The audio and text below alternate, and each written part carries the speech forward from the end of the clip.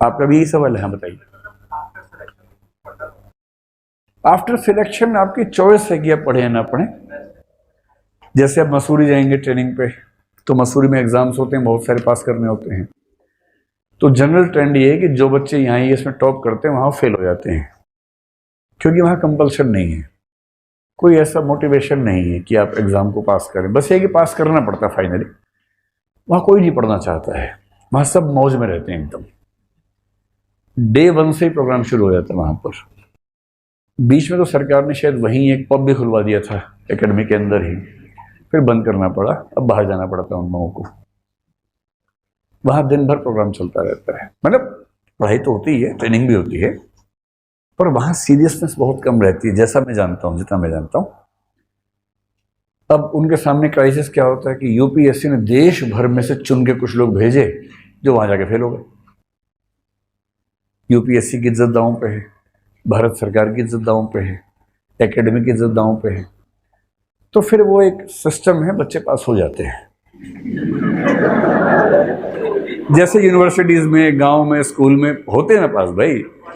CBSE में सारे बच्चे 95% ले आते हैं आजकल, 90 से कम किसी को नहीं मिल रहा। एक हमारे पड़ोस का बच्चा फेल होने वाला था, उसका 90+ आ गए। तब से मुझे सीबीएसई भरोसा ही खत्म हो गया है। आजकल तो हर बच्चा कमाल कर रहा है, वो बच्चा नहीं कर रहा है, सिस्टम कर रहा है। तो फिर वहां क्या करता है कि आखिरी दिन एग्जाम से पहले बच्चों को डांटते हैं, ठीक से एग्जाम देना, चलो हो सकता है एक क्वेश्चन आ जाए ऐसे। और क्वेश्चन पेपर के टाइम पे इन्विजिलेटर जो होता है किसी जरूरी काम से चला जाता है बाहर, राम राज्य स्थापित हो जाता है थोड़ी देर के लिए, लोग आपस में मिलके समाजवाद ले आते हैं, सबको बराबर अंक मिले।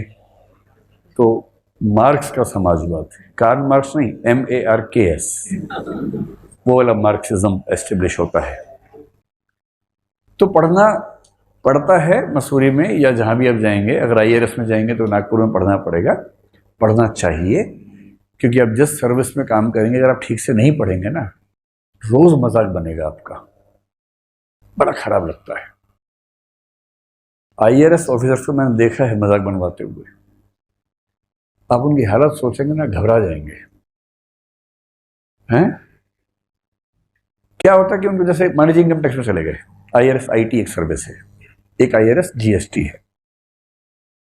अब if you are in IRS IT and you start your career as an assistant commissioner of income tax, आपको बहुत काम करने हैं, आपको बहुत सारे जो असेसमेंट्स हैं वो करने हैं, नोटिस भिजवाने हैं। किसी ने इनकम टैक्स ठीक से पे नहीं किया, आप नोटिस भिजवाएंगे, उसका रिप्लाई आएगा, उसको पढ़ेंगे, फिर उस पर काम करेंगे।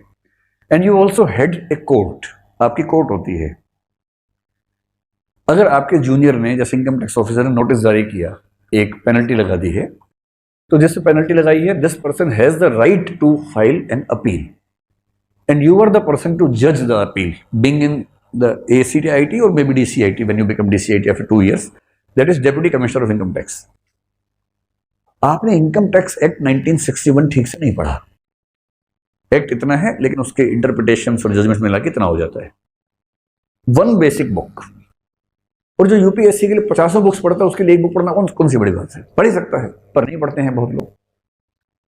फिर क्या होता है, अब सोचिए, आपके ऑफिसर ने एक नोटिस निकाला, जिस पे निकाला उसने केस कर दिया, अपील डाल दी, आप जज बन के बैठे हैं।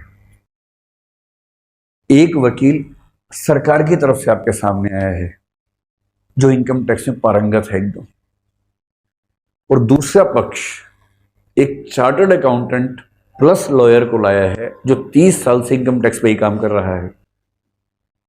वो आपके सामने खड़ा है, बोलना शुरू करता है कि sir, if we see section this of income Tax Act 1961 and the judgement given by honourable Supreme Court in 1972 with the name of this, third para, second line. आप ऐसे देखते रहते हैं उसमें, अच्छा गुड,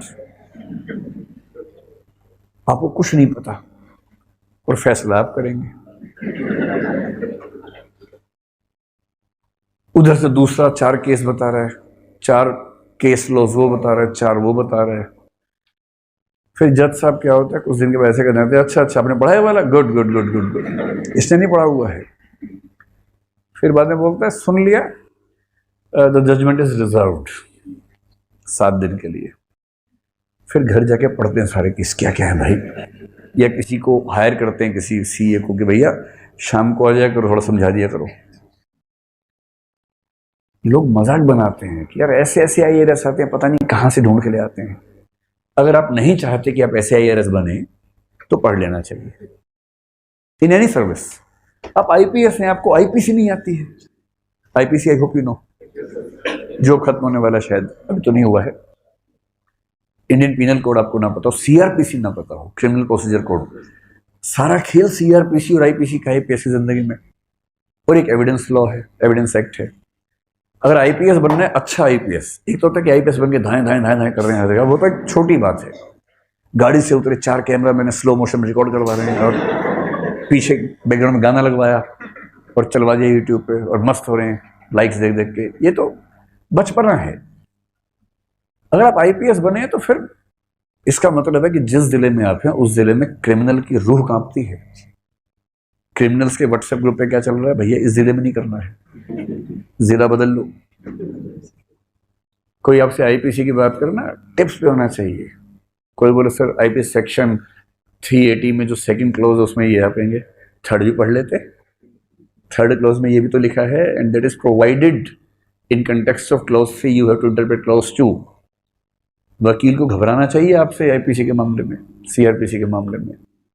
खैर इन्होंने कहा सर आईएएस बनने के लिए पढ़ लूंगा, क्या उसके बाद ही पढ़ना पड़ेगा? हाँ पढ़ना पड़ेगा, जिंदगी भर पढ़ना पड़ेगा। और सरकार जिस मूड में है, जब तक आईपीसी रटोगे आईपीसी हट जाएगा, कुछ नया आ जाएगा, फिर वो पढ़ना पड़ेगा। आईएएस को ज़्यादा पढ़ना पड़ता है क्योंकि वो आईपीएस को भी एक तरह से अपने अंडर उसको ऑब्जर्व करना होता है कि सब चीज़ ठीक चल रही है। So if you are studying for civil services so that you have not to study throughout your life after getting selected, the answer is no. You will have to study throughout your life. और जिंदगी भर पढ़ेंगे तो अच्छे रहेंगे, क्योंकि दिमाग active रहने से दिमाग दूर तक चलता है, और नहीं तो डिमेंशिया हो जाता है। डिमेंशिया से बचना है तो जिंदगी भर पढ़ते रहना, बोल बोल के, उससे डिमेंशिया कम होता है।